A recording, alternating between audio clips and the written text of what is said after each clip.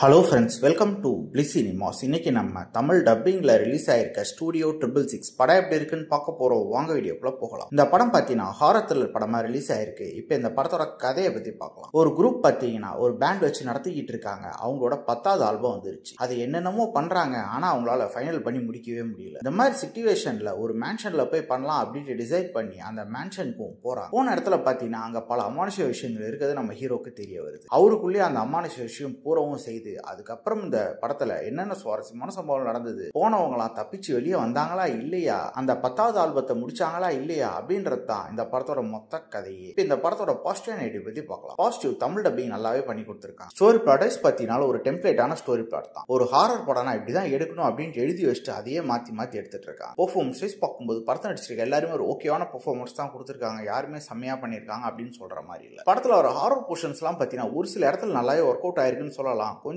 குரோதமா காமிச்சிருக்காங்க. ஆனா மத்தபடி ஹாரரா பார்க்கும்போது நமக்கு பெருசா ஜம்ப் ஸ்கேர்ஸ் அந்த மாதிரி எதுவுமே இல்ல. ரொம்பவே பிளாட்டா தான் போகுது. இன்னும் கூட பெட்டரா பண்ணிருக்கலாம். சரி, படத்துல வர காமெடி போர்ஷன்ஸ் அது நல்லா இருக்கான்னு பாத்தீங்கன்னா அதுவும் கிடையாது. டெக்னிக்கல் ஆஸ்பெக்ட்ஸ்ல படம் ஓரளவு ஓகேவா இருக்கு. சினிமாட்டோகிராஃபி, சவுண்ட் எஃபெக்ட்ஸ், பிஜிஎம் எல்லாமே நல்லாவே பண்ணி கொடுத்திருக்காங்க. ஸ்கிரீன் பிளேஸ் பாத்தீங்கன்னாலும் பெருசா எங்கேஜிங்கா எதுவுமே கிடையாது. ரொம்ப பிளாட்டான ஒரு ஸ்கிரீன் பிளே தான் ஒரு சில ஹாரர் மூமெண்ட்ஸோட. ஓவராலா பாத்தீங்கன்னா இது ஒரு ஒன் டைம் வாட்சபிள் படம் தான். வேணும்னா ட்ரை பண்ணி பாருங்க. படத்துல அடல்ட் கண்டென்ட் இருக்கு, சோ ஃபேமிலியோட ட்ரை பண்ணாதீங்க. இன்னொரு வீடியோல சந்திக்கலாம். தேங்க்யூ.